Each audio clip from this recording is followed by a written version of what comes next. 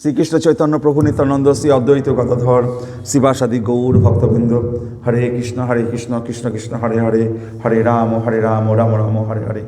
ওং নমো ভগবতে বাসুদেবায়।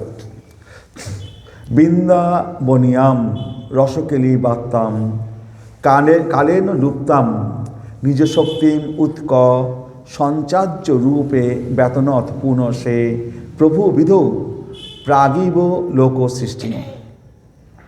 তো বৃন্দাবনিয়াম রসকেলি বার্তা, বৃন্দাবনের যে রসকেলি বার্তা, পরমেশ্বর ভগবান সৃষ্টির পূর্বে ব্রহ্মার হৃদয়ে যেভাবে বৈদিক জ্ঞান প্রকাশ করিয়াছিলেন, সেইভাবেই তিনি রূপ গোস্বামীকে তার স্বীয় শক্তি সঞ্চারণ করে কাল ধর্মের প্রভাবে লুপ্ত বৃন্দাবনের রসকেলি বার্তা বিস্তার করেছিলেন।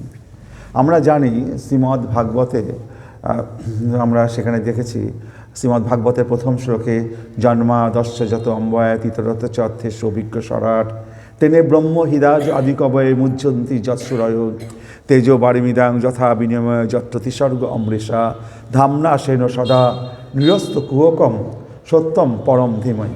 এখানে যে বলা হলো জন্মাদস্য যত অম্বয়াত ইতরত চ অর্থেষু অভিজ্ঞ সরাট, সেই ভগবান হচ্ছে অভিজ্ঞ মানে জ্ঞানী এবং সরাট মানে স্বাধীন। তেনে ব্রহ্ম হৃদাজ আদি কবে, তিনি ব্রহ্মহৃদা মানে ব্রহ্মার হৃদয়ে, ব্রহ্ম হৃদাজ আদিকবি মানে আদিকবি ব্রহ্মার হৃদয়ে তিনি বৈদিক জ্ঞানকে প্রবিষ্ট করিয়েছিলেন। তো আমরা জানি যখন কারণোদকশায়ী বিষ্ণু, গর্ভোদকশায়ী বিষ্ণু এবং ক্ষীরোদকশায়ী বিষ্ণু, তিন পুরুষ অবতার বিষ্ণুর, তার মধ্যে গর্ভোদকশায়ী বিষ্ণুর নাভিপদ্ম থেকে নাভি থেকে একটা পদ্মফুল সৃষ্টি উৎপন্ন হয়েছিল। সেই পদ্মফুলের উপর ব্রহ্মার সৃষ্টি হয়েছিল। তো এই গর্ভোদকশায়ীর নাভি থেকে যে ব্রহ্মার সৃষ্টি হয়েছিল, সেই ব্রহ্মাকে তেনে ব্রহ্ম হৃদাজ আদি কবয়ে, সেই ব্রহ্মার আদিকবি ব্রহ্মার হৃদয়ে তিনি বৈদিক জ্ঞানকে প্রবিষ্ট করে দিয়েছিলেন।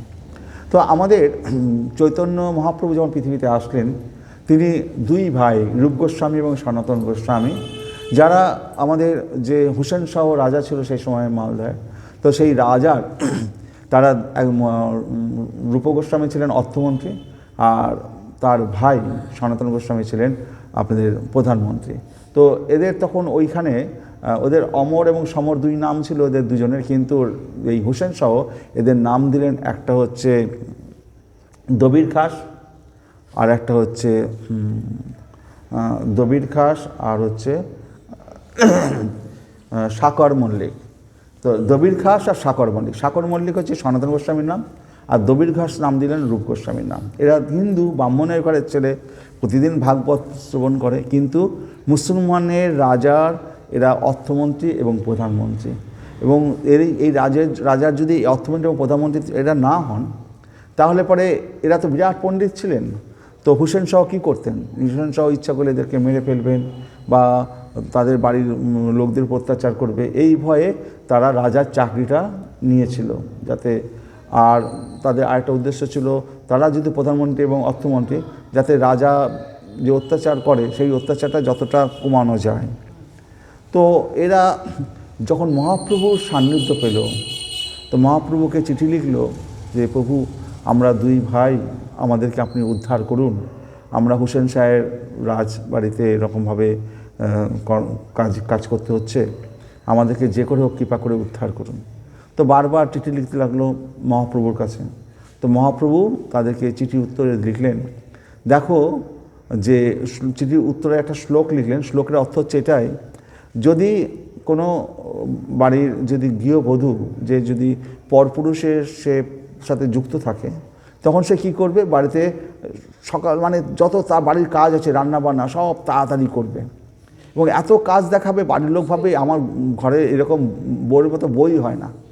কিন্তু সে কি করবে, তাড়াতাড়ি কাজ করে সে মাকে বলবে যে আমি একটু যমুনা থেকে জল তুলে নিয়ে আসি। দেখো মা, জল থাকলেও জল ঢেলে ফেলে দেবে, বলবে জল নেই, আমি একটু যমুনা থেকে জল নিয়ে আসি। রাধারানী যেমন যমুনা থেকে জল আনার নাম করে কৃষ্ণের সাথে মিলিত হতে যেতেন।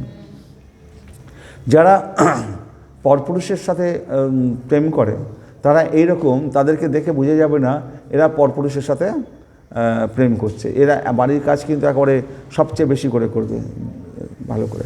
যেমন ধরুন এটা ঘটনা যে চুরি করে, সে এত অভিনয় করে লোকে বুঝতেই পারবে না সে চুরি করবে, তার অভিনয়টাই বেশি থাকে। তো এরকম মহাপ্রভু বললেন যে তোমরা সেইভাবে থাকো, কারণ মহাপ্রভু চিঠিতে যদি আপনি জ্ঞান লিখে দিতেন তাহলে যদি গুপ্তচরের মাধ্যমে রাজার হাতে পড়ে যেত তাহলে অসুবিধা ছিল, সেই জন্য এই শ্লোকটা লিখে পাঠালেন। এই শ্লোকের অর্থ হচ্ছে এটাই, এরা তো পণ্ডিত ছিল, এই স্বরূপ গোস্বামী, সনাতন গোস্বামী যারা সাকর মল্লিক এবং দবির খাস নামে ছিলেন, এরা চিঠি পড়ে বুঝতে পারলেন মহাপ্রভু কী বলতে চাইছেন। মহাপ্রভু বলতে চাইছে রাজার বাড়িতে রাজা যা বলে তুমি এমনভাবে তোমার মন্ত্রিত্ব এবং অর্থমন্ত্রীর যে কাজগুলো সেগুলো এমনভাবে সম্পাদন করো যেন রাজা বিমোহিত হয়ে যায় যে বাহ এত সুন্দর কাজ করছে, কিন্তু তলায় তলায় মনটা কোথায় পড়ে থাকবে? কৃষ্ণের চরণে। যেমন পরপুরুষের চরণে রাধারানীর মনটা পড়ে থাকে যে কখন কৃষ্ণ আসবে, কখন কৃষ্ণ বৃন্দাবনে মাঠে তার বাঁশিটা শুনতে পারবো, কানটা উৎকণ্ঠ হয়ে আছে সেই বৃন্দাবনের মাঠের দিকে, তাহলে তার মনটা কিন্তু সেই পরপুরুষের প্রতি আকৃষ্ট থাকে। সেই কারণে তোমরা ওখানে কাজ করছো যেন কাজে কোনো ত্রুটি না থাকে, কাজে দরকার হলে যেটা 10 ভাগ করতে সেটা 100 ভাগ করো, আরও বেশি করে কাজ করো, কিন্তু তোমাদের মনটা যেন সবসময় কৃষ্ণ চরণে পড়ে থাকে। এই রূপ গোস্বামী এবং সনাতন গোস্বামীকে মহাপ্রভু যখন প্রথমে রূপ গোস্বামীর সাথে মিলিত হলেন, রূপ গোস্বামী কী করলেন যে সে তো অর্থমন্ত্রী ছিল, তো এক নৌকা ভরি স্বর্ণমুদ্রা নিয়ে সে যখন আসলো, সে কী করলো অর্ধেক স্বর্ণমুদ্রা সে তার আত্মীয় স্বজনদের মধ্যে দান করে দিল, কিছুটা তার পরিবারের জন্য রাখলো, আর কিছুটা স্বর্ণমুদ্রা এক মুদির দোকানে রেখে দিল। যে সনাতন গোস্বামী তখনও সে হুসেন শাহের প্রধানমন্ত্রী রয়েছে, রূপ গোস্বামী ওই সনাতন গোস্বামী যেতে পালিয়ে আসতে সুবিধা হয়, কোনো কারণ দরকার যদি হয়, সেই কারণে প্রায় 7,000 স্বর্ণমুদ্রা এক মুদির দোকানে রেখে দিয়েছিলেন। তো রূপ গোস্বামী প্রয়াগে, রূপ গোস্বামী এবং তার ভাই ছিল অনুপম গোস্বামী, তো এই দুই ভাই প্রয়াগে মহাপ্রভুর সাথে মিলিত হলেন। রূপ গোস্বামীকে মহাপ্রভু দশাশ্বমেধ ঘাটে, প্রয়াগে দশাশ্বমেধ ঘাট আছে, সেখানে 10 দিন ধরে রূপ গোস্বামীকে শিক্ষা দিলেন। আর সনাতন গোস্বামী তারপরে কি হলো, সনাতন গোস্বামী কী করছেন, তিনি প্রধানমন্ত্রী, তিনি হুসেন শাহর রাজদরবারে যাচ্ছেন না অনেক দিন ধরে। তো রাজা খবর পাঠালো কেন আসছে না, সবাই খবর দিল যে সনাতন গোস্বামী অসুখ, সেই জন্য আসছে না। আর সনাতন গোস্বামী কী করেছেন, বাড়িতে সমস্ত সাধু ব্রাহ্মণদের নিয়ে বাড়িতে শ্রীমদ্ ভাগবত পাঠ শ্রবণ করাচ্ছেন, শোনাচ্ছেন। তো রাজা বৌদ্ধ পাঠালো, বৌদ্ধ এসে পরীক্ষা করে দেখছে যে এর তো কোনো অসুখই নেই, দিব্যি ভাগবত পাঠ করছে। বৌদ্ধ বাড়িতে গিয়ে বলল, রাজাকে গিয়ে বলল, মহারাজ আপনাকে তো মিথ্যা কথা বলেছে, ও অসুখ বলে আসছে না, ও তো দিব্যি ভালো আছে, ওর কোনো রোগ নেই, আর ও তো শ্রীমদ্ ভাগবত পাঠ শ্রবণ করাচ্ছে সমস্ত সাধু বৈষ্ণবদের নিয়ে বাড়িতে, আপনি এখানে আসছেন না কেন আপনি দেখুন। রাজা তখন দল বল নিয়ে হন্তদন্ত সেই সনাতন গোস্বামী বাড়িতে আসলো, বলছে তোমার এক ভাই ঠকিয়ে আমার কাছে ঠকিয়ে পালিয়ে চলে গেছে, আর তুমি প্রধানমন্ত্রী, আমি এখন পুরীর উড়িষ্যা রাজ্য আক্রমণ করতে যাব, তুমি প্রধানমন্ত্রী থাকতে তুমি যদি না আসো তাহলে আমার পক্ষে অসুবিধা হয়ে যাবে, তুমি এখন শিগগির চলো, আর তুমি অসুখ বলেছো, তোমার তো কোনো অসুখ নেই, তুমি কেন এখানে বসে পড়ে আছো? তখন সনাতন গোস্বামী বলল, মহারাজ আমি আর আপনার প্রধানমন্ত্রিত্ব করতে চাই না, আমাকে অব্যাহতি দিন, আর আপনি যে উড়িষ্যার যে আক্রমণ করতে যাচ্ছেন সেখানে অনেক হিন্দুদের উপর অত্যাচার করবেন, তার দায়ভার তো আমার, পাপের ভার তো আমার ঘাড়ে পড়বে, সেই কারণে আমি এই প্রধানমন্ত্রীর পদ আমি নিতে চাই না, দয়া করে আপনি আমাকে রেহাই দিন। হুসেন শাহ শুনলেন না, বলে একে অ্যারেস্ট করো, নিয়ে একে জেলে ভরে দিলেন। সনাতন গোস্বামীকে করে দিয়ে হুসেন শাহ দলবল নিয়ে তিনি উড়িষ্যা আক্রমণ করতে সৈন্যবল নিয়ে চলে গেলেন যুদ্ধ করতে। এবার সনাতন গোস্বামী কী করে বেরোবে? তো সনাতন গোস্বামী তখন ওখানে যে জেলার ছিল তাকে, সে মুসলমান, তাকে গিয়ে ধরলো, দেখো জেলার, আমি তো প্রধানমন্ত্রী ছিলাম, তুমি জেলার, তোমার সাথে তো আমার অনেক সখ্যতা আছে, তো আমিও মুসলমান তুমিও মুসলমান, তো সনাতন গোস্বামী তখন সাকর মল্লিক, আমি এখন হজ করতে যাব, তুমি যদি আমাকে এই হজ করতে যেতে সুবিধা দাও তাহলে পরে তোমার অনেক পুণ্য হবে। বলছে না, আমি কী করে ছাড়বো, রাজা এসে আমাকে মেরে ফেলবে, হ্যান ত্যান ত্যান। সনাতন গোস্বামী বলছে এক কাজ করো, তোমাকে আমি 7,000 স্বর্ণমুদ্রা দেবো, তুমি আমাকে ছেড়ে দাও। স্বর্ণমুদ্রার লোভে বললো তাহলে কী করে ছাড়বো?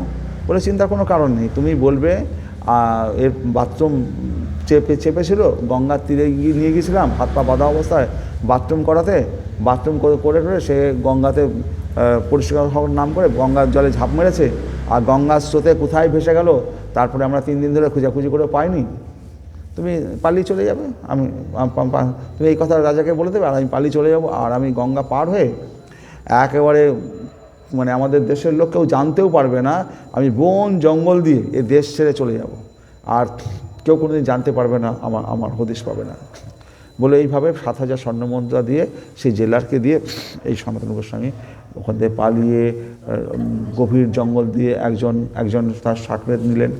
তো সেই সাকরেতকে নিয়ে সঙ্গে নিয়ে যাচ্ছেন গভীর জঙ্গল দিয়ে, যখন বিহারের রাস্তা দিয়ে জঙ্গল দিয়ে যাচ্ছেন, তখনকার দিনে তো হোটেল ফোটেল ছিল না, তো কোথাও এক জায়গায় একটা বাড়িতে হোটেল মতো আর কি ইয়ে থাকে, তো সেখানে গিয়ে বলেছে আমি আজকের দিনটা একটু খাবো দাবো থাকবো।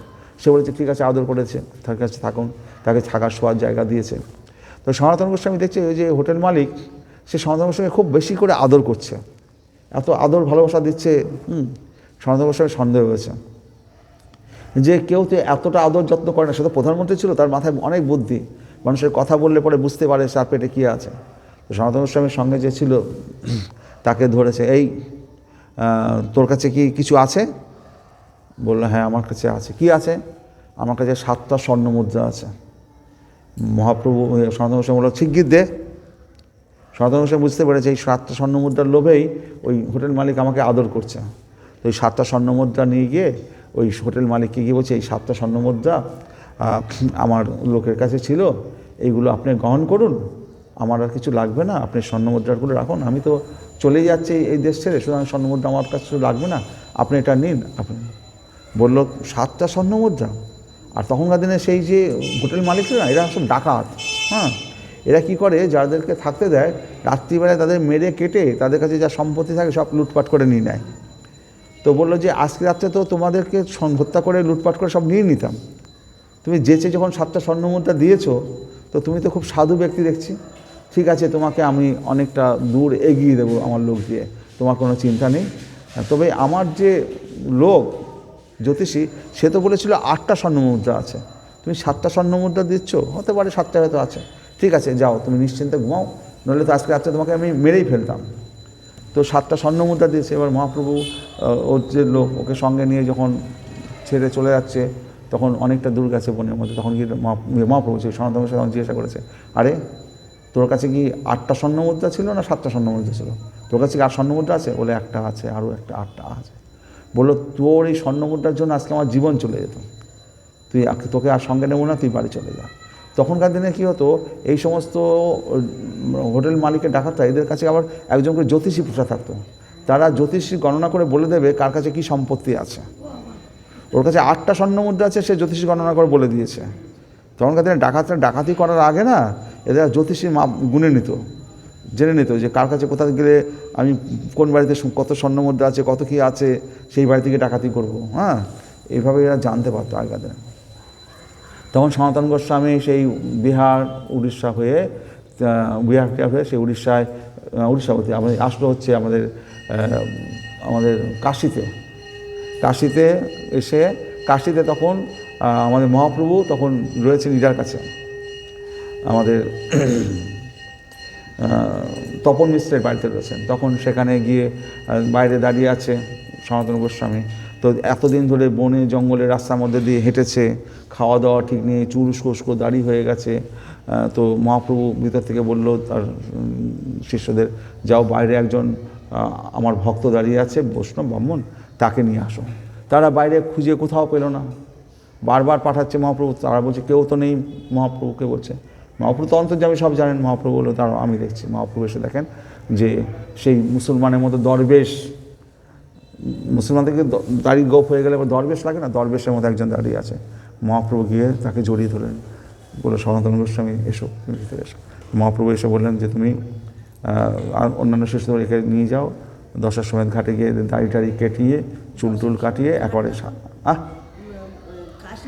কাশিতে, ওই তো বলছি কাশিতে নিয়ে যাও, কাশিতে দশাশ্বমেধ ঘাটে চুল দাড়ি কাটিয়ে নিয়ে আসো। তো তখন সনাতন গোস্বামীর গায়ে, তো প্রধানমন্ত্রী ছিল, গায়ে একটা দামি কম্বল ছিল। মহাপ্রভু বারবার ওই কম্বলের দিকে তাকাচ্ছে। সনাতন গোস্বামী বুঝতে পেরেছে মহাপ্রভু আমার দিকে কেন তাকাচ্ছে। তখন আবার এই সনাতন গোস্বামী সেই ঘাটে গেছে। ঘাটে গিয়ে একজন ভিখারি তার শতচিহ্ন সেই কাঁথাটাকে বলেছে তুমি ওটা আমাকে দাও। আর এই কম্বলটা তুমি না, ওই দামি কম্বলটা সে ভিখারিকে দিয়ে ওই ছিঁড়া কাঁথা পরে যখন মহাপ্রভুর কাছে এসছে তখন মহাপ্রভু খুব খুশি হয়েছে যে এই হচ্ছে বৈষ্ণব, একটা নেংটি ছাড়া, ছিঁড়া জিনিস ছাড়া ভালো জিনিস তাদের গায়ে দেওয়া চলে না। তো এই সনাতন গোস্বামী এবং রূপ গোস্বামীকে মহাপ্রভু সনাতন গোস্বামীকে ওই কাশিতে ওখানে দশাশ্বমেধ ঘাট ছিল, ওখানে প্রায় 10 দিন ধরে ওখানে সনাতন গোস্বামীকে শিক্ষিত করলেন, আর প্রয়াগে দশাশ্বমেধ ঘাটে রূপ গোস্বামীকে শিক্ষা দিয়েছেন। এই দুই ভাইকে মহাপ্রভুর সবচেয়ে যে গোস্বামী, 6 জন গোস্বামী আছেন, এই দুই ভাই হচ্ছে রূপ গোস্বামী, সনাতন গোস্বামী, এরা হচ্ছে সবচেয়ে বেশি মহাপ্রভু আপনজন বা মহাপ্রভু এদেরকে বিশেষভাবে শিক্ষিত করেছেন। এরা পণ্ডিত ছিল, পণ্ডিত লোককে তো পাণ্ডিত্য শেখানো যায়, সবাইকে তো আর পাণ্ডিত্য শেখানো যায় না, এরা বিশেষ পণ্ডিত।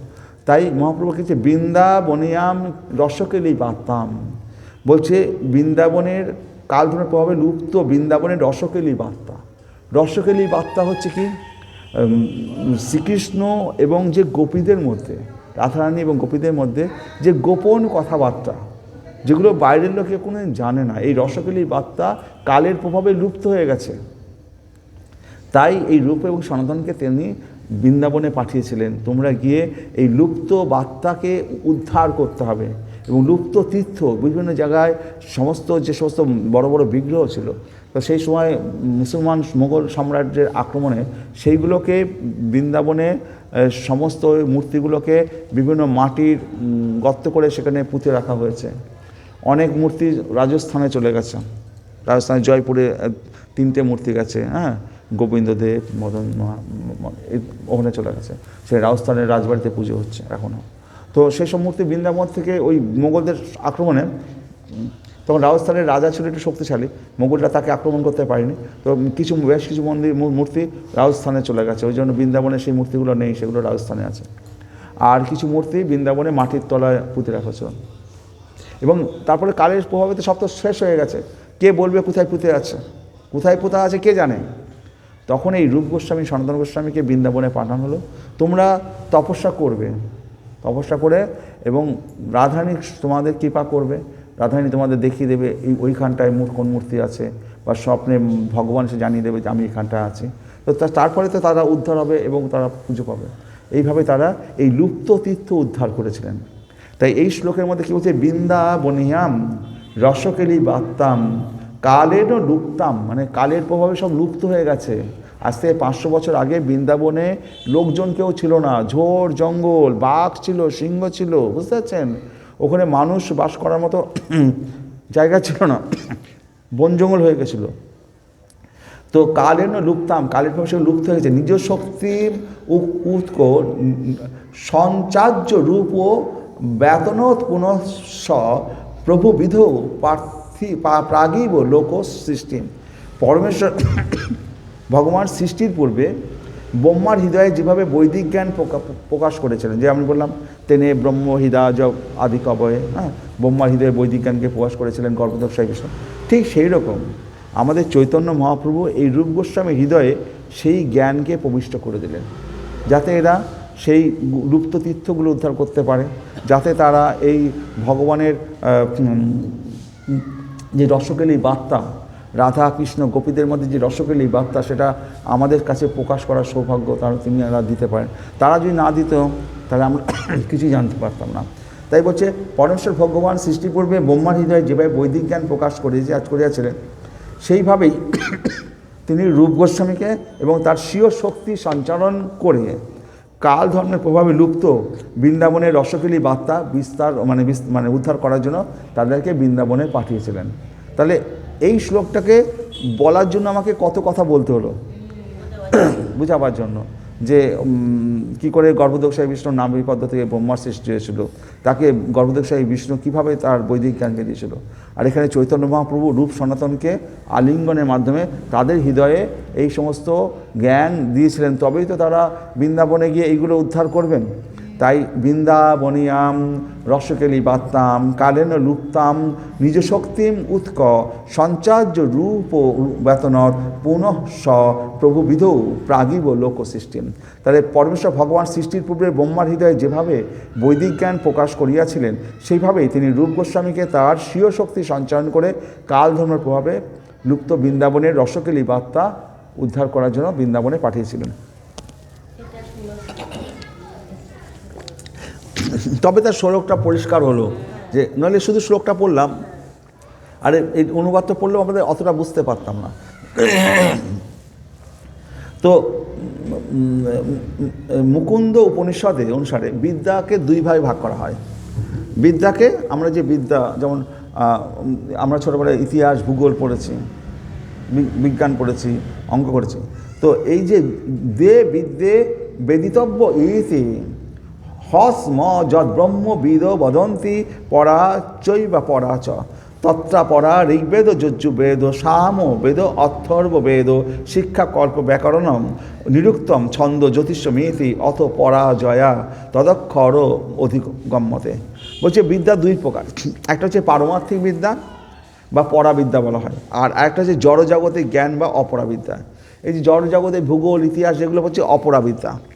আর পরাবিদ্যা কি, যেমন সবকটি মানে বেদ, ঋক সাম যজু অথবা 4টে বেদ, ঋক সাম যজু অথবা বেদ, এবং তাদের অনুবর্তী শিক্ষা কল্প ব্যাকরণ নিরুক্ত ছন্দ এবং জ্যোতিষ, যারা অপরাবিদ্যার অন্তর্গত। আর ঋক সাম যজু অথবা এটা হচ্ছে পরাবিদ্যার অন্তর্গত, যার দ্বারা আমরা ভগবান শ্রীকৃষ্ণকে জানতে পারি। আর এই শিক্ষা কল্প ব্যাকরণ নিরুক্ত এগুলো হচ্ছে অপরাবিদ্যা। তাহলে পরাবিদ্যার দ্বারা অক্ষর ব্রহ্ম বা পরম তত্ত্ব হৃদয়ঙ্গম করা যায়। তাহলে পরাবিদ্যার দ্বারা, যে জ্ঞানের দ্বারা আমরা ভগবান শ্রীকৃষ্ণকে জানতে পারবো, পরাবিদ্যার দ্বারা অক্ষর ব্রহ্ম বা পরম তত্ত্বকে স্বয়ং ভগবান শ্রীকৃষ্ণকে জানা, এই পরম তত্ত্ব হৃদয়ঙ্গম করতে পারবো, তাকে বলা হয় পরাবিদ্যা। আর অপরাবিদ্যা কি, আমরা ভূগোল ইতিহাস পড়ছি, এগুলোর দ্বারা কি ভগবানকে জানতে পারবো না। তো অপরাবিদ্যা ভারতবর্ষে প্রচুর রয়েছে, যেগুলো দ্বারা মানুষ অর্থ ইনকাম করছে, খাচ্ছে, যাচ্ছে, ঘুমাচ্ছে। কিন্তু পরাবিদ্যা হচ্ছে যে বিদ্যা দ্বারা অক্ষর ব্রহ্ম এবং পরম তত্ত্বকে আমরা জানতে পারবো, সেইটা হচ্ছে পরাবিদ্যা, সেটি হচ্ছে আমাদের আসল লক্ষ্য। বৈদিক শাস্ত্রে বেদান্ত সূত্র পরাবিদ্যার রূপে স্বীকৃত। তো শ্রীমদ্ ভাগবত পরাবিদ্যার বিশ্লেষণ। এই বৈদিক শাস্ত্র বেদান্ত সূত্র, এই যে বেদান্ত সূত্র বারবার বলা হয়, এই বেদান্ত সূত্র যেটা আমাদের ব্যাসদেব বেদান্ত সূত্র বলে একটা গ্রন্থ রচনা করেছিলেন। সূত্র মানে কি, ফর্মুলা। আপনারা ছোটোবেলায় অঙ্ক করেছেন তো, a+b², ওটাকে ভাঙলে a² + 2ab + b², তার দ্বারা অনেক বড় বড় অঙ্ক করা যায়। আবার যদি ওম ওম ওম, এই যে আমরা বলছি ওম, এর মধ্যে ওম শব্দ অ উ ম, এর মানে ব্রহ্মা বিষ্ণু শিব বলা হচ্ছে। এই ওম ধ্বনিটা সূর্যের ভিতর থেকে এই ওম ধ্বনিটা বাইর হচ্ছে। পৃথিবীর সৃষ্টি, ধ্বংস এবং সমস্ত কিছু এই ওম ধ্বনির মধ্যে নিহিত আছে, যে কারণে ওম ধ্বনিটা একটা হচ্ছে ফর্মুলা, একটা ছোট্ট শব্দ, কিন্তু এর মধ্যে অনেক ব্যাখ্যা রয়েছে। ঠিক সেই রকম এত শাস্ত্রের সে ব্যাসদেব তো স্বয়ং ভগবানের অবতার, সপ্তবেশ অবতার। তিনি যখন এই বেদকে ঋক সাম যজু অথবা বেদে ভাগ করেন, দেখলেন যে এত এত বিশাল শাস্ত্র মানুষের পক্ষে পড়া সম্ভব না। তিনি ছোট করে একটা নোট বই লিখে দেবেন, যে শুধু ফর্মুলাগুলো থাকবে, যে ফর্মুলাগুলো পড়লে মানুষ জানতে পারে। কিন্তু ফর্মুলা তো লিখে দিলেন, ফর্মুলা অনুধাবন করা, তাকে বিশ্লেষণ করার ক্ষমতা এই কলিযুগের মানুষের মাথায় নেই। যেটা বললাম যে তার ফর্মুলা কী লিখলেন, প্রথম শ্লোক জন্মাদস্য যত, ব্যাস শ্লোক শেষ। দ্বিতীয় শ্লোক শাস্ত্র জনিতাৎ, শ্লোক শেষ। হ্যাঁ, তো শাস্ত্র জনিতাৎ মানে কি, সমস্ত শাস্ত্র জনি স্বরূপ, যেখান থেকে সমস্ত শাস্ত্রের সমস্ত কিছু উদ্ভাসিত হবে। তো একটা শব্দ ব্যবহার করে তার শ্লোক শেষ। ঠিক জন্মাদর্শ, কারণ এইটার ব্যাখ্যা কে করবে? এবার মহাপ্রভু তিনি দেখলেন যে এর ব্যাখ্যা যদি আমি না করে দিই, পরবর্তী যারা আসছে, পরবর্তী ক্ষেত্রে এই ব্যাখ্যা করেছে রামানুজাচার্য, মধ্বাচার্য সম্প্রদায়, আমাদের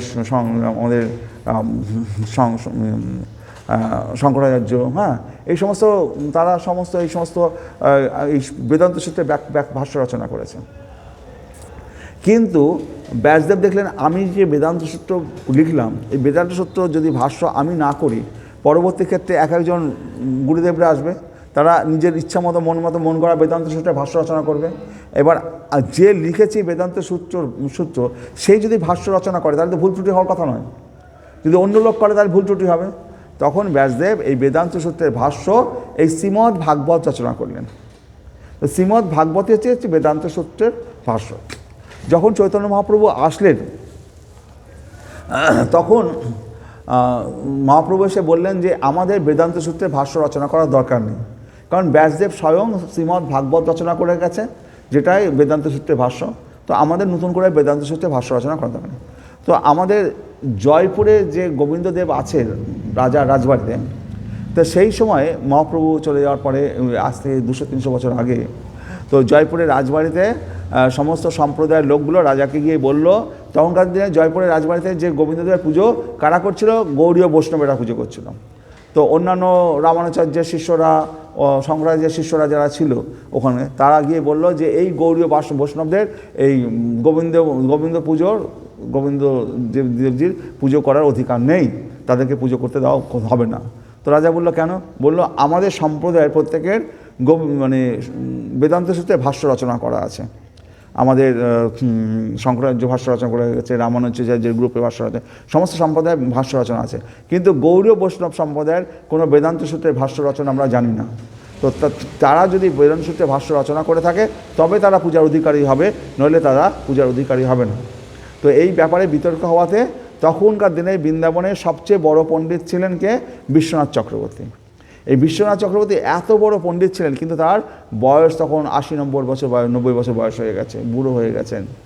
তাকে সে জয়পুরের রাজা আমন্ত্রণ করলো যে তুমি এসে এই যে বিতর্কে অংশগ্রহণ করে তুমি তোমার সপক্ষে তোমার কথা বলো, নইলে পরে গৌড়ীয় বৈষ্ণবদেরকে এরা পুজো করতে দেবে না, গোবিন্দদেবের পুজো করতে। তখন তো আমাদের বিশ্বনাথ চক্রবর্তীর বয়স অনেক হয়ে গেছে, তখন বৃদ্ধ হয়ে গেছেন, অসুস্থ।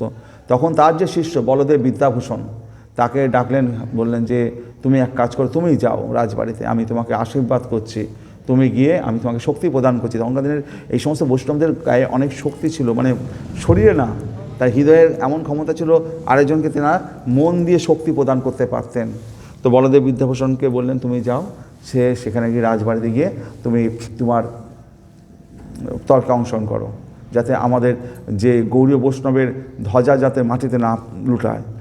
সে তখন গেল, সেখানে গিয়ে তর্ক শুরু হলো। তখন তারা বলল যে এই গোবিন্দদেবের পুজো গৌড়ীয় বৈষ্ণবদের করতে দেওয়া হবে না। মানে কেন করতে দেওয়া না? আমাদের সকলেরই বেদান্ত সূত্রে ভাষ্য রচনা করা আছে, সমস্ত আমাদের মহাপুরুষরা করে গেছেন, কিন্তু আপনাদের গৌড়ীয় বৈষ্ণবদের বেদান্ত সূত্রে ভাষ্য কোথায়? তখন বলদেব বিদ্যাভূষণ দেখলেন যে মহা মুশকিল পড়ে গেছি। তখন বলদেব বিদ্যাভূষণ বললেন, দেখুন আমাদের বেদান্ত সূত্রের ভাষ্য আছে, সেটা তো নবদ্বীপে আছে, কিন্তু নবদ্বীপ থেকে আনতে গেলে তো আমাকে সময় দিতে হবে।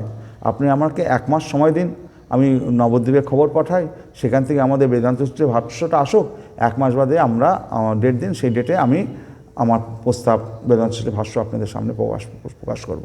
বললো ঠিক আছে, 1 মাস সময় দেওয়া হলো। 1 মাসের মধ্যে এবার একটা দিন চলে যাচ্ছে। বলদেব বিদ্যাভূষণ জানছেন যে তাদের তো বেদান্ত সূত্রে ভাষ্য কেউ লিখে যায়নি, কারণ মহাপ্রভু নিজে বলে গেছেন আমাদের ভাষ্য দরকার নেই। এখন ওই বলদেব বিদ্যাভূষণ তখন এই গোবিন্দদেবজির কাছে রাত্রিবেলা একদিন খুব কান্নাকাটি করতে লাগলেন, হে দেব ভগবান, আমরা তোমার পুজো আর্চা করি, আজকে আমাদের এই পুজো আর্চা থেকে আমাদের বঞ্চিত করা হবে।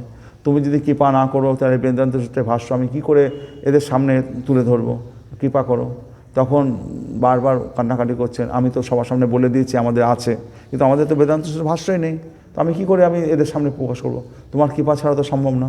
তো কান্নাকাটি করেছেন। রাত্রিবেলায় গোবিন্দদেব স্বপ্ন দেখালেন যে তোর চিন্তার কোনো কারণ নেই, তুই বেদান্ত সূত্রে ভাষ্য রচনা কর, আমি বলবো আর তুই লিখে যাবি। তো 7 দিনের মধ্যে সেই বেদান্ত সূত্রে ভাষ্য রচনা করলেন সেই বলদেব বিদ্যাভূষণ।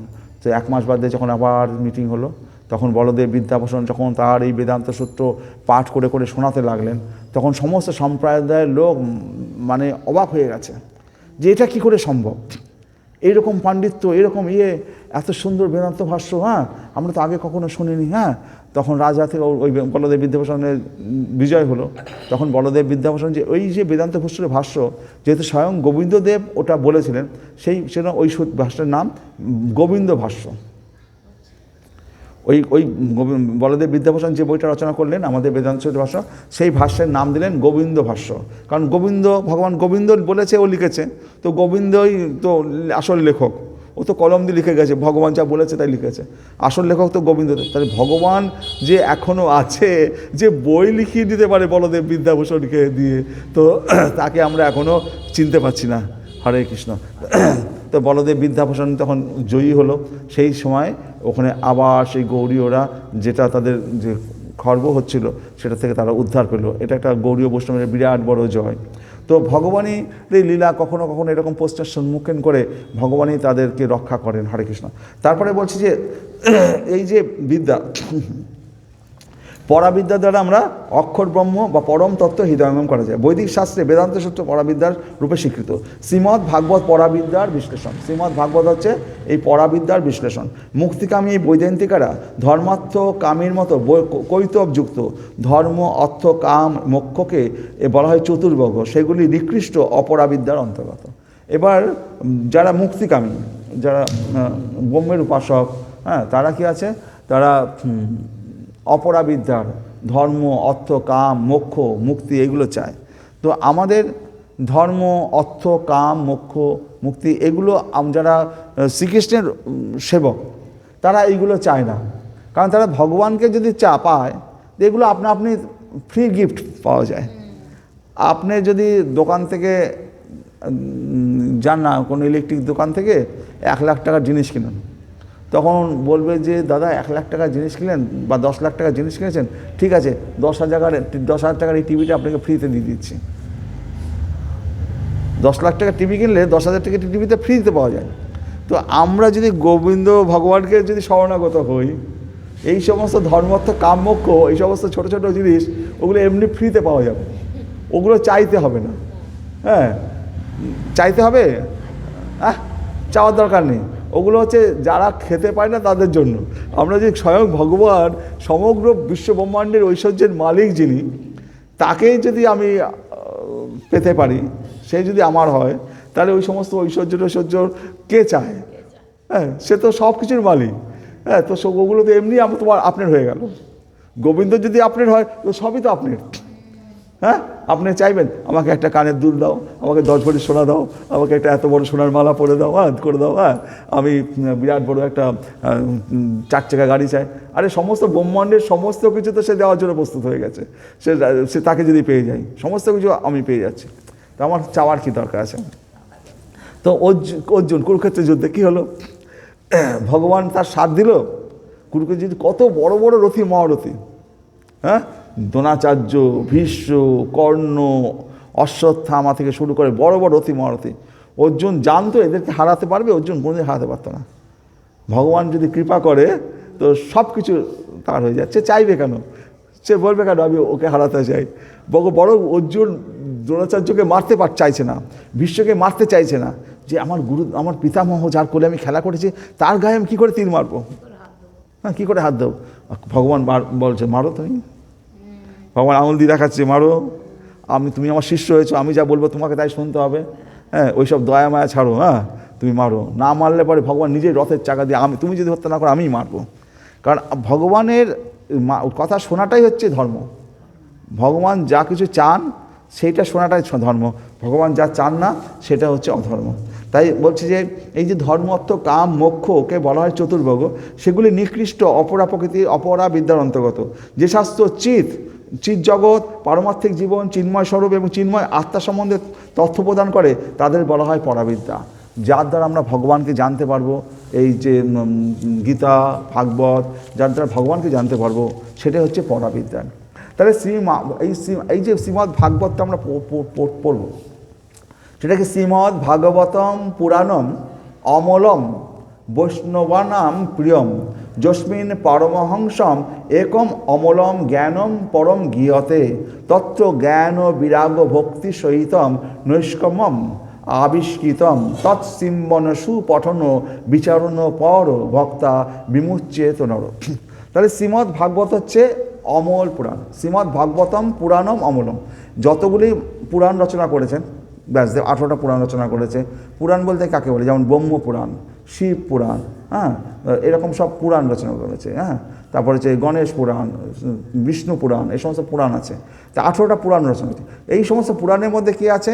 তমগুণ রজগুণ মিশানো আছে। যে পুরাণগুলো পড়লে, কোনো পুরাণ পড়লে আপনার তমগুণ বৃদ্ধিপ্রাপ্ত হবে, তমগুণ বৃদ্ধিপ্রাপ্ত হবে, শরীরের মধ্যে রাগ দেশ বেশি পাবে। কোনো পুরাণ পেলে পরে রজগুণ বৃদ্ধি পাবে। তো এই সমস্ত পুরাণগুলোর মধ্যে সে সমস্ত দোষ রয়েছে, কিন্তু এই যে শ্রীমদ্ ভাগবত, এটা হচ্ছে অমল পুরাণ। অমল পুরাণ মানে এর মধ্যে কোনো দোষ নেই। মিষ্টিটার এদিক দিয়ে কামড় মারলেও মিষ্টি লাগবে, শ্রীমদ্ ভাগবতের পিছন দিকে কামড় মারলে মিষ্টি লাগবে। এর মধ্যে কোনো তিতে, টক, ঝাল, মিষ্টি কিছু নেই, পুরো মিষ্টি। এটা হচ্ছে শ্রীমদ্ ভাগবতের এতই শুদ্ধ এবং অমল পুরাণ। বৈষ্ণব প্রিয়ম, এটা হচ্ছে বৈষ্ণবদের সবচেয়ে প্রিয়। যস্মিন পরমহংসাম, যে সমস্ত পরমহংস আছে, যাদের হৃদয় নির্মৎসর হয়েছে, একমাত্র তারাই এই শ্রীমদ্ ভাগবত শ্রবণ করার অধিকারী। তো এই শ্রীমদ্ ভাগবত যখন যে শ্রবণ করছে, বুঝতে হবে তার হৃদয় নির্মৎসর হয়েছে বলেই ভগবান তাকে টেনে নিয়ে এসছে, তাকে শ্রবণ করার সৌভাগ্য দিচ্ছে। যদি ভগবান কৃপা না করবে তো আপনি শুনবেন কী করে? তো আপনাদের ভগবান কৃপা করেছে, তাই আপনারা শ্রবণ করার সৌভাগ্য পেয়েছেন। তো আপনাদের হৃদয় নির্মৎসর রয়েছে, তাই শ্রবণ করার সৌভাগ্য পেয়েছেন। যদি হৃদয় নির্মৎসর না হতো, তাহলে মন্দিরে ঢুকতেই পারতেন না, মন্দিরের বাইরে বাইরে ঘুরে বেড়াতেন। কত লোক ঘুরে বেড়াচ্ছে এখনও, তো তারা ঢুকতে পারছে না, তাদের হৃদয় নির্মৎসর হয়নি। যেদিনকে হৃদয় নির্মৎসর হবে, সেদিনকে তারা ঢুকতে পারবে। তাই বলছে শ্রীমদ্ ভাগবতের যে অমল পুরাণ, এই গ্রন্থ বৈষ্ণবদের অতি প্রিয়, কেননা এতে পরমহংসদের গ্রাহ্য পরম অমল জ্ঞান বর্ণিত হয়েছে। শ্রীমদ্ ভাগবত দিব্য জ্ঞান, বৈরাগ্য এবং ভক্তির সহিত জ্ঞান ও বিরাগ ভক্তির সহিতম জড়জগৎ থেকে মুক্তির উপায় ব্যক্ত করে। তাহলে এই যে শ্রীমদ্ ভাগবত, এই ভাগবত দিব্য জ্ঞান, যে বৈরাগ্য এবং ভক্তির সহিত জ্ঞান ও বিরাগ সহিতম জড়জগৎ থেকে মুক্তির উপায় ব্যক্ত করে। তো এই যে জ্ঞান এবং বৈরাগ্য, বৈরাগ্যটা খুব গুরুত্বপূর্ণ। জ্ঞান তো হতে পারে, যদি বৈরাগ্য না থাকে তাহলে মুশকিল। জ্ঞান, বৈরাগ্য এবং ভক্তির সহিত এটা ব্যক্ত করা হচ্ছে। জ্ঞান না থাকবে, বৈরাগ্য থাকবে, ভক্তির সহিত। বৈরাগ্য কী জিনিস? আপনি ভগবান শ্রীকৃষ্ণ অনেক তো রাজ্য জয় করেছিল, তিনি জরাসন্ধকে বধ করলেন ভীমকে দিয়ে। তো কী করলেন? জরাসন্ধর ছেলেকে ওখানে রাজা করে দিয়ে চলে আসলেন। এরকমভাবে বিভিন্ন রাজ্য তিনি জয় করেছেন বা বিভিন্ন অসুরদের বধ করেছেন, কিন্তু সেই কোনো রাজ্য ভগবান কিন্তু নেননি। হ্যাঁ, সেখানে তার ছেলেকে বসিয়ে দিয়ে বা অন্য কাউকে বসিয়ে দিয়ে ভগবান চলে। এই যে বৈরাগ্য, কোনো কিছু প্রতি তার লোভ নেই। কংসকে বধ করলেন, বধ করার পর সেখানে মথুরা তিনি রাজা হতে পারতেন, তো কী করলেন? তো কংসের পিতা উগ্রসেনকে রাজা করে দিলেন। হ্যাঁ, তো নিজে রাজা হলেন না। হ্যাঁ, তো ভগবান মানে বৈরাগ্য, কোনো কিছুর প্রতি তার আকাঙ্ক্ষা নেই, যে কারণে ভগবান গোপীদের সাথে প্রেম করেছেন, বৃন্দাবনে লীলা করেছেন, কিন্তু তার মধ্যে এমন বৈরাগ্য, সেই গোপীদের ছেড়ে তিনি চলে গেলেন মথুরায়, আর কোনোদিন গোপীদের কাছে আসেন। তার মধ্যে মানে সমস্ত আমাদের সমস্ত জীব সবাই তার কাছে আপনজন। ও আমার বেশি প্রিয়, ও আমার কম প্রিয়, ভগবান সেটা করতে পারেন না। হ্যাঁ, ভগবানের এইখানটায় সবাইকে সমান চোখে দেখতে হয়। দুর্যোধনের দিকেও যেমন দৃষ্টি দেখতে হয়, অর্জুনের দিকেও তেমনই দৃষ্টি দিয়ে রাখতে হয়। এবার কী হয়েছে, অর্জুনকে তো বেশি ভালোবাসে, তো অর্জুনের সাথে তিনি ভগবান মিলিত হবেন, দুর্যোধনের সাথে মিলিত হবেন না, কিন্তু সমান দেখতে হবে।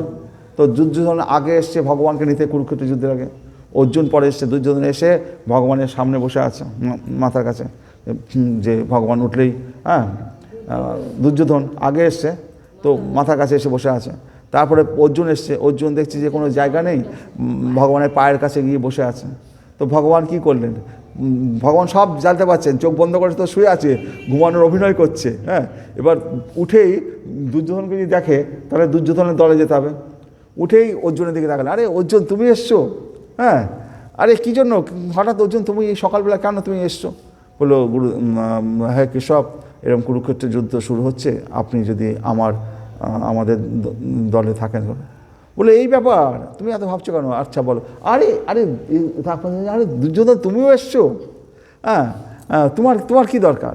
বললো, কেশব ওই তো একই তো ব্যাপার, ওই কুরুক্ষেত্রে যদি, আর আমি কিন্তু সবার আগে এসছি। কেশব বলছে, দেখো আমি তো উঠে প্রথমে অর্জুনকেই দেখলাম, আর অর্জুন তোমার বয়সে ছোট, ও যখন ছোটো আর ওকে প্রথমে দেখেছি, ওকে ওর দাবিটা তো আগে মানা দরকার, তো ওকে আগে বলতে দাও কী বলে, তারপর তোমারটা শুনি। তো দেখো, আমি এই কুরুক্ষেত্রের যুদ্ধে আমি কিন্তু অংশগ্রহণ করবো না। আমার 18,000 অক্ষয়ণী সৈন্য একদিকে আর আমি একদিকে, আর আমি যুদ্ধে অংশগ্রহণ করবো। আমি যে দলে যাবো, আমি কিন্তু অস্ত্র ধারণ করবো না। তখন অর্জুন বলছে, দেখো কেশব, তুমি অস্ত্র ধারণ না করো, কিছু যায় আসে না, কিন্তু তোমাকে আমি চাই। আর 18,000 সৈন্য আমার দরকার নাই, আর সব নারায়ণী অক্ষয়ণী সৈন্য। হ্যাঁ, 18,000 না, 18 অক্ষয়ণী সৈন্য, কত অক্ষণে শুনেছিল, 18 অক্ষণে শুনেছিল কুরুক্ষেত্র যুদ্ধে, হয়তো 1 অক্ষণে না 2 অক্ষণে শুনেছিল কথা। তো তখন দুর্যোধন ভাবছে অর্জুনটা কি বোকারে, হ্যাঁ, কেশব অস্ত্রই ধারণ করবেন না, ওইরকম একটা হাত ঠুটো জগন্নাথকে নিয়ে লাভ কি? দুর্যোধন ভাবছে যে অর্জুন কি বোকা, ভাগ্য ভালো ও 18 অক্ষয়ণী সৈন্য টৈন্য চাইনি, সব নারায়ণী সেনাকে চাইনি, আমি এই সেনা নিয়ে ঠিক কুরুক্ষেত্রের যুদ্ধ জয় করে ফেলবো, আর যে কেশব যে অস্ত্রই ধরবে না তাকে নিয়ে আমার দলে নিয়ে লাভ কি? দুর্যোধন হাসতে হাসতে সেই তো সেটা তো দুর্যোধন বুঝতে পারবে না, ভগবানের তো লীলা, ভগবান চাইবেই, ভগবান তো চাইছেই যে ও সৈন্যটা চায় আর আমি ওর জন্য ধরো। তো এবার দুজন এই যে ভগবান, তাহলে কি হচ্ছে, ভগবান জানেন যে আমি অর্জুনকে ভালোবাসি, কিন্তু সরাসরি বলতে পারতো অর্জুন আমি তোমার দলে ছেড়েছে, তাই না? কিন্তু ভগবানকে নিরপেক্ষতা প্রমাণ করতে হয় প্রতি মুহূর্তে, সেটা কত কষ্টকর আপনি বুঝতে পারছেন। নিরপেক্ষতা প্রমাণ করা, বাড়ির মায়ের যদি 2টো ছেলে থাকে না, তবু সে নিরপেক্ষতা প্রমাণ করতে পারে না, কোনো ছেলের প্রতি তার বেশি ভালোবাসা থাকে, কোনোটার প্রতি কম ভালোবাসা থাকে, কাউকে একটু বেশি বড় মাছটা দিল, কাউকে ছোটো মাছটা দিল, মা পর্যন্ত তার নিরপেক্ষতা দেখাতে পারে না। আর ভগবানকে প্রতি মুহূর্তে প্রতি পদে পদে তাকে নিরপেক্ষতা প্রমাণ দিয়ে চলতে হয়।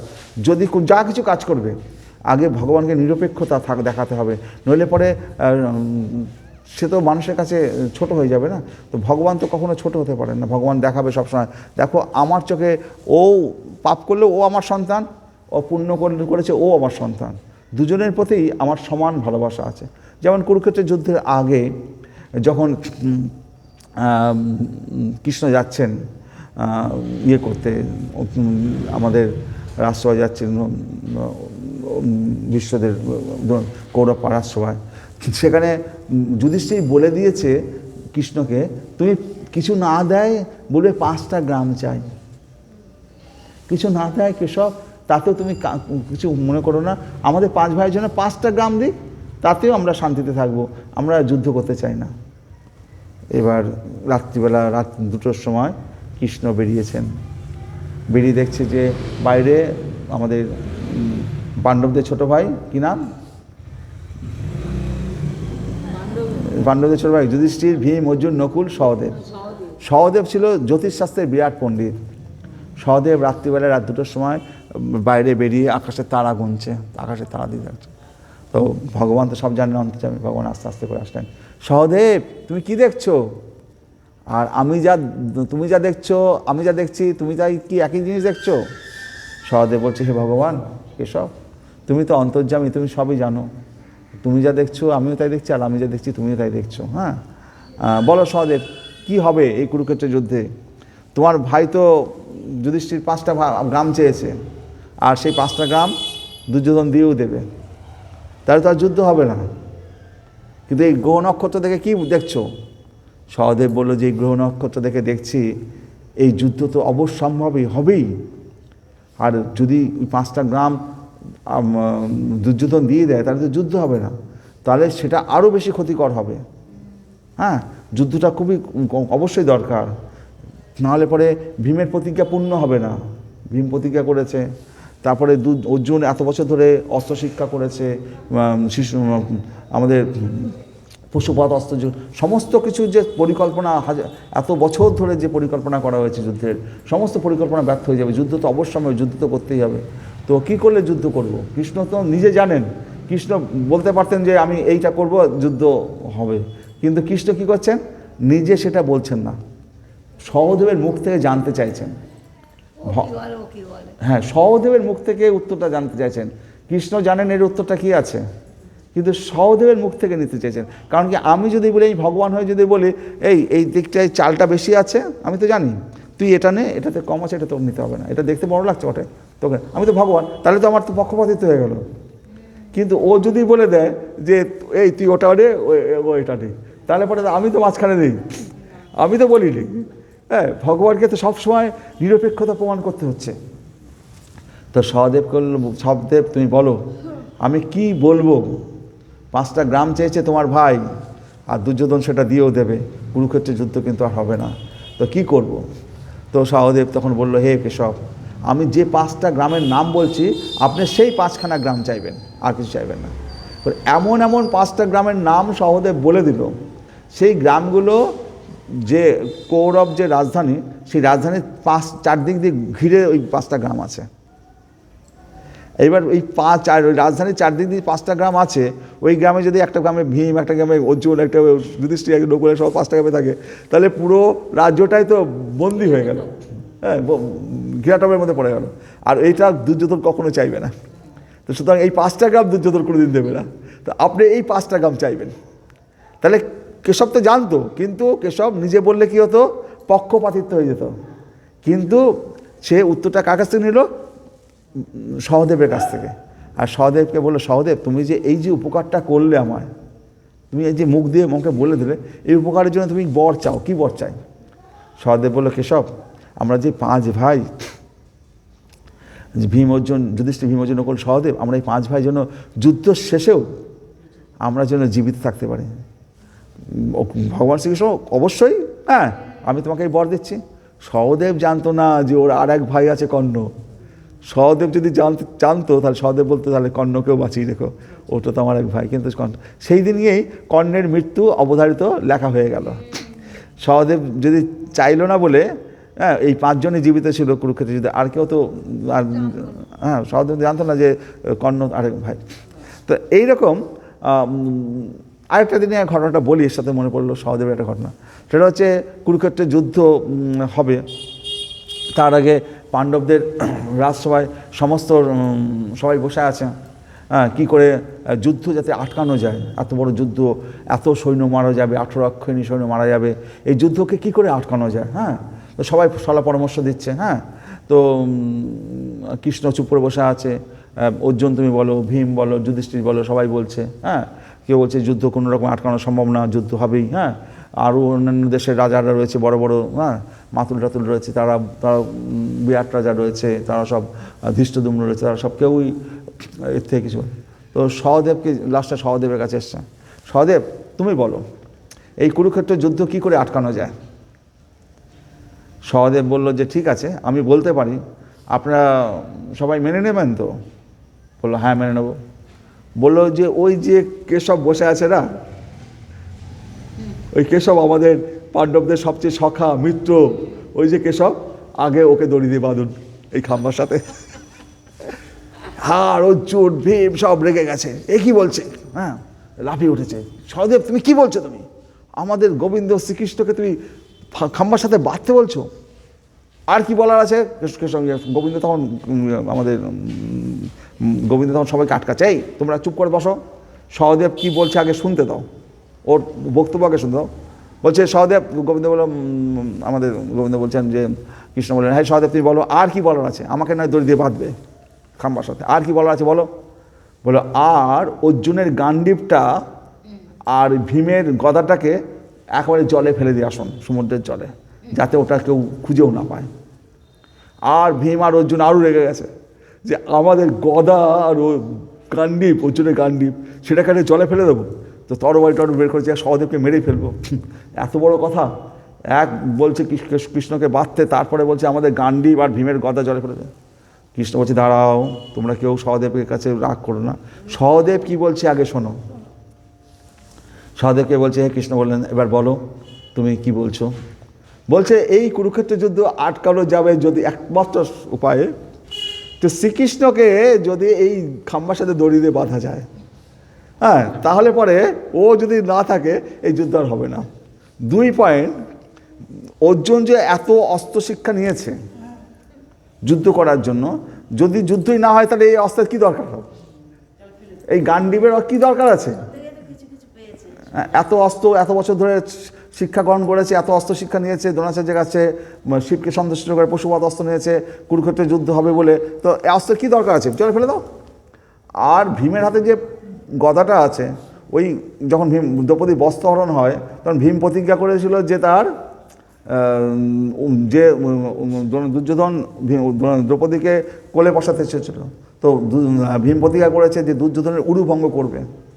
তো যদি অযুদ্ধ না হয় তো উরু ভঙ্গ করার প্রশ্নই নেই, ও তো ভাই ভাই হয়ে গেল। আর হ্যাঁ, তো আমার গদার তো আর দরকার নেই, তো ভীমের গদারও দরকার নেই, অর্জুনের গান্ডীবের দরকার নেই, আর ওই কেশবকে যদি একবার বেঁধে রাখা যায়, তাহলে কুরুক্ষেত্রের যুদ্ধ হবেই না, সব বন্ধ। তখন গোবিন্দ তখন বললেন, দেখো তোমরা রাগ করো না, সহদেবের কথার যুক্তি আছে, তো ওকে তোমরা কিছু বলো না। হ্যাঁ, ওর কাছে আমরা তো জানতে চেয়েছিলাম, ও যেটা বলেছে ও ঠিক বলেছে। তো সুতরাং কুরুক্ষেত্রের যুদ্ধ হবেই। তো এই হচ্ছে সহদেব কাছে, এবং কি সহদেব এত বড় জ্যোতিষী ছিল, দুর্যোধন পর্যন্ত লুকিয়ে লুকিয়ে সহদেবের কাছে আসতো, এসে বলতো, দেখো তো আমি রাজা হব কিনা, জয়ী হব কিনা, এই সমস্ত আমার সামনে কি ভাগ্য আছে বলো তো। এমনকি যখন বনবাসে যেতেন বুঝেছেন, তখনও বিপদ আপদ হলে পরে যুধিষ্ঠির সহদেবের কাছে পরামর্শ চাইতেন, সহদেব বলো আমাদের সামনে আমরা কোন দিকে যাব, কোথায় যাব। আর ব্যাসদেবও মাঝে মাঝে এই সেই বনবাসের সময় ব্যাসদেবও দেখা করেছিলেন। তো যাই হোক, তাহলে আমরা সেই জ্ঞান বৈরাগ্যের কথা বলছিলাম। তাহলে অপ্রাকৃত বস্তুতে সুদৃঢ় নিশ্চয় বিশ্বাসযুক্ত মণিগণ জ্ঞান এবং বৈরাগ্যযুক্ত হয়ে শাস্ত্র শ্রবণজনিত উপলব্ধি অনুসারে ভগবানের প্রতি প্রেমময়ী সেবার দ্বারা তাদের শুদ্ধ হৃদয়ে পরমাত্মা রূপে সেই তত্ত্ববস্তুকে দর্শন করেন। তাহলে আমাদের ভগবানকে যদি দর্শন করতে চাই, তাহলে আমাদের জ্ঞান থাকা চাই, বৈরাগ্য থাকা চাই, কোনো জিনিসের প্রতি যেন আমরা বেশি করে আকৃষ্ট না হয়ে পড়ি। এই যে রূপ সনাতন যখন বৃন্দাবনে থাকতেন, তারা ভিক্ষা করে মধুকরী কাকে বলে, যেমন মৌমাছি বিভিন্ন ফুল থেকে মধু সংগ্রহ করে করে মৌচাকে মধু রাখে, একটা গাছ থেকে নাকি হাজার হাজার গাছ থেকে ফুল তুলে নিয়ে এসে মধু নিয়ে আসে। তো তারা কী করতে, বৃন্দাবনে বাড়ি বাড়ি থেকে ভিক্ষা চাইতেন, মানে এক বাড়ি থেকে নয়, আজকে বাড়িতে গেল, কালকে অন্য বাড়িতে গেল, ভিক্ষা চাইতেন। শুষ্ক রুটি তারা কাছে হয়তো রুটি দিয়েছে, কোনো লবণ চিনি কিছু দেয়নি, শুষ্ক রুটি দেয়, ওর তরকারি দেয়, শুষ্ক রুটি, চানা, এই সমস্ত এই শুষ্ক রুটি তারা খেয়ে থাকতো। তাহলে এই যে শুষ্ক রুটি খেয়ে থাকা মানে কোনো রকম লোভ থাকবে না, কোনো রকম।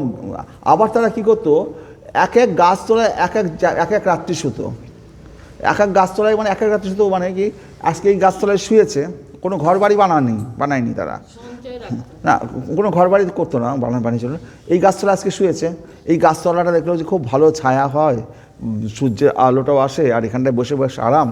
যদি লোভ লেগে যায়, ঠিক আছে এই গাছটায় আজকে হচ্ছে আরও 4-5 দিন থাকে, সেই জন্য একদিনের বেশি ওই গাছতলায় থাকবে না, এক এক রাত্রি এক এক গাছতলায় তারা কাটাতো। কেন গাছতলায় কাটাতো? বৃন্দাবনে সব বৃক্ষগুলো তো কল্পবৃক্ষ, সেখানে রাধারানীর সেই কৃপা রয়েছে, সেই বৃক্ষগুলো এক এক গাছতলায় তারা শুতো, রাধারানীর 7 দিন তারা জপ তপস্যা করতো, আর ভগবানের বিশেষ কৃপা পাওয়ার জন্য। হ্যাঁ, তো সেইভাবে শুয়ে তারা ওই শীতের মধ্যে ওই ছিঁড়া কাঁথা জুড়ি দিয়ে তারা সেইভাবে বই লিখত, নাহলে ভগবানের কথা তারা আপনার। আর আমাদের এখান থেকে বৃন্দাবনের শীত আরও বেশি, গরমকালে বেশ যেমন গরম, শীতকালেও তেমনি শীত। ওই সময়ে ওইরকমভাবে খালি গায়ে বা একটা কাঁথা, ছিঁড়া কাঁথা নিয়ে তারা বৃন্দাবনে রাত কাটিয়েছে, দিনের পর দিন। আটা দেয়। যাই হোক, এই যে তাহলে কী হচ্ছে, জ্ঞান বৈরাগ্য থাকবে, যাতে কোনো রকম প্রতি কোনো কিছু আকর্ষণ থাকে না। শ্রবণজনিত উপলব্ধি অনুসারে ভগবানের প্রতি প্রেমময়ী সেবার দ্বারা তাদের শুদ্ধ হৃদয়ে প্রেমময়ী সেবার দ্বারা, ভগবানকে প্রেমময়ী সেবা কি, কোনো কিছু রান্না করে ভগবানকে পরিবেশন করব, ভগবানের জায়গাটা ঝাড় দেবো, পরিষ্কার করব, ভগবানের সেবা করব, এই প্রেমময়ী সেবার দ্বারা পরমাত্মা রূপে তারা ভগবানকে দর্শন করতে পাওয়া যায়। তাহলে আমরা যদি ভগবানকে দর্শন পেতে চাই, তাহলে জ্ঞান বৈরাগ্যযুক্ত হয়ে শাস্ত্র শ্রবণজনিত, শাস্ত্র শ্রবণ করছে, শ্রবণজনিত উপলব্ধি অনুসারে ভগবানের প্রতি প্রেমময়ী সেবার দ্বারা তাদের শুদ্ধ হয়ে যায় পরমাত্মা রূপে তত্ত্ববস্তুকে দর্শন করতে হবে, বস্তুটাকে শ্রীকৃষ্ণকে দর্শন করা যায়। সুতরাং এটি কোনো আবেগ প্রবণতা নয়। ভগবত ভক্তি সম্পাদনের মাধ্যমে জ্ঞান এবং বৈরাগ্য লাভ হয়। ভগবত ভক্তি সম্পাদনের মাধ্যমে আমাদের জ্ঞান এবং বৈরাগ্য লাভ হবে। বক্তা শ্রুত গীত হয়, অর্থাৎ সুপ্ত ভগবত চেতনা বা কৃষ্ণ ভাবনার অমৃত জাগরিত করা যায়। কৃষ্ণ ভাবনার উন্মেষ হলে সর্বপ্রকার ধর্ম, অর্থ, কাম এবং মোক্ষ থেকে মুক্ত হওয়া যায়। কৃষ্ণ ভাবনার যদি আমরা ভগবান কৃষ্ণের প্রতি শরণাগত হই, হরে কৃষ্ণ কৃষ্ণ কৃষ্ণ হরে হরে, হরে রাম রাম রাম হরে হরে, প্রতিদিন মন্দিরে আসি, শ্রবণ কীর্তন করি, তাহলে এই ধর্ম, অর্থ, কাম, মোক্ষ যেটার প্রতি মানুষ বেশি আকৃষ্ট হয়, এর থেকে মুক্ত হওয়া যায়। এগুলো কোনো কিছু আমাদের দরকার নেই, আমরা শুধু গোবিন্দকে চাই। আর গোবিন্দকে পেলে পরে এই সমস্ত তুচ্ছ জিনিস কেন চাইবো? এগুলো তো একটা লজেন্স, ক্যাডবেরির মতো জিনিস, এগুলো চেয়ে আমাদের কী হবে? এই পরিত্রাণকে বলা হয় নৈষ্কর্ম। এবং কেউ যখন এইভাবে ভববন্ধন থেকে পরিত্রাণ লাভ করেন, তখন আর তার জড় সুখভোগ করার জন্য কঠোর পরিশ্রম, বাসনা থাকে না। তাহলে এইভাবে এর থেকে যে মুক্তি হওয়া যায়, এর থেকে যে পরিত্রাণ পাওয়া যায়, একে বলা হয় নৈষ্কর্ম। আর কেউ যখন এইভাবে ভববন্ধন থেকে পরিত্রাণ লাভ করেন, তখন তার কাছে এই জড় সুখভোগ, তারা এই যে রুটিটাকে আমি ভেরি গুড় ছাড়া এখন আখের সময় খেজুরের রস এরকম গুড় দিয়ে রুটি মাখি খাবো বা পিঠে খাবো, এই সমস্ত জড় আকাঙ্ক্ষা, জড় বিষয়ের প্রতি তাদের কোনো লোভ থাকে না, জড় সুখভোগ করার মানে থাকে না। এবং সুখ করার জন্য কঠোর পরিশ্রম, আর এরপর পাওয়ার জন্য কঠোর পরিশ্রম করারও দরকার নেই। কালেন বৃন্দাবন কেলিবার্তা লুপ্তেতি তা খ্যাপা ইতুম বিশিষ্য কৃপা মৃতেন অভিশেষ চ দেব সত্রৈব রূপঞ্চ সনাতনঞ্চ। কালের প্রভাবে বৃন্দাবনে শ্রীকৃষ্ণের লীলাবিলাসের কথা প্রায় লুপ্ত হয়েছিল। সেই লীলা বিশেষ করে বিস্তার করার জন্য শ্রী গৌরাঙ্গদেব কৃপারূপ অমৃতের দ্বারা শ্রীরূপ এবং সনাতনকে অভিষিক্ত করেছিলেন। তাহলে আমরা যেটা আগের শ্লোকে বলছিলাম একই কথা, কালেন বৃন্দাবন কেলিবার্তা, এই বৃন্দাবনের যে কেলিবার্তা এই কালের প্রভাবে লুপ্ত হয়ে গেছে। লুপ্তেতি তা খ্যাপায়িতম বিশিষ্ট কৃপা মিতেন অভিশেষ দেব, এবং ভগবান চৈতন্য মহাপ্রভু তাদেরকে অভিষিক্ত করেছিলেন। সত্রৈব রূপঞ্চ সনাতনঞ্চ, রূপ গোস্বামী সনাতন গোস্বামী। তো কালের প্রভাবে বৃন্দাবনে শ্রীকৃষ্ণের লীলাবিলাসের কথা প্রায় লুপ্ত হয়েছিল। সেই লীলাবিলাস করে বিস্তার করার জন্য শ্রী গৌরাঙ্গদেব রূপ অমৃতের দ্বারা এবং শ্রীরূপ এবং কৃপারূপ অমৃতের দ্বারা শ্রীরূপ এবং সনাতনকে ভক্তি অভিষিক্ত করেছিলেন। নমে অভক্ত চতুর্বেদী মদ্ভক্ত সপচ প্রিয় তস্মৈ দেয়ম তত গ্রাহ্যম সচ পূজ্য যথাই অহম। চতুর্বেদী পাঠী অর্থাৎ চতুর্বেদী ব্রাহ্মণ হলে যে ভক্ত হয় এমন নয়। আমার ভক্ত চণ্ডালকুলে জন্মগ্রহণ করলেও আমার অত্যন্ত প্রিয়, তাকেই দান করা উচিত, অর্থাৎ এবং তার প্রসাদই গ্রহণ করা উচিত। তো একবার রূপ গোস্বামী, আমাদের মহাপ্রভু যে প্রিয় সব ইয়েরা আছে, তারা রূপ গোস্বামী তারা যখন রূপ গোস্বামীকে আলিঙ্গন করে জড়িয়ে ধরতে যাচ্ছে, রূপ গোস্বামী তখন দূরে সরে আসছে, বলছে যে আমাকে ছোবেন না, আমি তো মহাপাপী, আমি হুসেন শাহের মুসলমান রাজদরবারের মন্ত্রী ছিলাম, তো আমার অনেক পাপ আছে, হ্যাঁ, আপনারা কেন আমাকে গলায় জড়িয়ে ধরবেন? হ্যাঁ, আমি নিজেকে খুব ক্ষুদ্র ভাবতো যে আমি তো মুসলমান রাজাদের সেবা করেছি, তো সেই কারণে আমার তো অনেক পাপ হয়েছে, তো আমার ছায়া পাড়লেও আপনাদের দোষ হবে, দয়া করে আপনারা আমাকে ক্ষমা করুন, আমাকে গলা জড়িয়ে ধরবেন না। তো মহাপ্রভু সেটা দেখে বলছে যে নমে অভক্ত চতুর্বেদী মদ্ভক্ত সপচ প্রিয় তস্মৈ দেয়ম তত গ্রাহ্যম সচ পূজ্য যথাহি অহম। চতুর্বেদী পাঠী, যারা বেদ পড়ে, এরকম ব্রাহ্মণ, চতুর্বেদী ব্রাহ্মণ হলেই যে ভক্ত হয় তা নয়, এমন হয়। আমার ভক্ত চণ্ডালকুলে জন্মগ্রহণ করলেও, আমার ভক্ত যদি চণ্ডালকুলে জন্মগ্রহণ করে এবং সেও আমার অত্যন্ত প্রিয় হবে যদি আমার ভক্ত হয়, যদি সে হরেকৃষ্ণ নাম করে, তাকেই দান করা উচিত এবং তার প্রসাদই গ্রহণ করা উচিত। সেইখানে এই যে রূপ গোস্বামী, সনাতন গোস্বামী, এরা যতই বলুক যে আলিঙ্গন করো না, এদের তো সেই দৈন্যতা এদের, তো এরা যদি চণ্ডালকুলেও জন্মগ্রহণ করে, মুসলমানগুলোও জন্মগ্রহণ করে, কিন্তু এরা যেহেতু আমার ভক্ত, এরা যেহেতু হরেকৃষ্ণ নাম করে, তাহলে পরেও এরা এই চতুর্বেদী ব্রাহ্মণের থেকেও এরা অনেক উচ্চ স্তরের। এটা কে বলছেন? মহাপ্রভু বলছেন। আবার কি বলছে? এটা হরিভক্তি বিলাস, এই শ্লোকটা আছে। তারপরে এই যে মহাপ্রভু সম্বন্ধে আমাদের রূপ গোস্বামী একটা শ্লোক লিখেছিলেন, সেই শ্লোকটা আমাদেরকে মহাপ্রভুকে যখন প্রণাম করি তখন এই শ্লোকটা পাঠ করায়। নমো মহাপদান্নায় কৃষ্ণ প্রেম উপদায়তে কৃষ্ণায় কৃষ্ণ চৈতন্য নামনে গৌরতেশ নম। এটা কে লিখেছেন? রূপ গোস্বামী মহাপ্রভু সম্বন্ধে। নমো মহাবদান্নায়, এই যে মহাপ্রভু তিনি মহাবদান্য, বদান্য মানে কি? সবচেয়ে বেশি বড় দাতা, দাতা তো অনেক আছে, কিন্তু এর মতো দাতা আর কেউ নেই, যিনি এই হরেকৃষ্ণ নাম আমাদেরকে দিয়েছেন। নম মহাবদান্যায়, তিনি সবচেয়ে বড় মহাবদান্য দাতা। কৃষ্ণ প্রেম প্রদায়তে, যিনি কৃষ্ণ প্রেমকে আমাদের কাছে দিয়েছে, আমাদেরকে দিয়েছেন কৃষ্ণ প্রেম। কৃষ্ণায় কৃষ্ণ চৈতন্য নামনে গৌরতেশে নম, সেই কৃষ্ণ এবং কৃষ্ণ নামনে সেই কৃষ্ণ চৈতন্য মহাপ্রভুকে, এই গৌর দেশে যার জন্ম, তাকে আমি প্রণাম করি।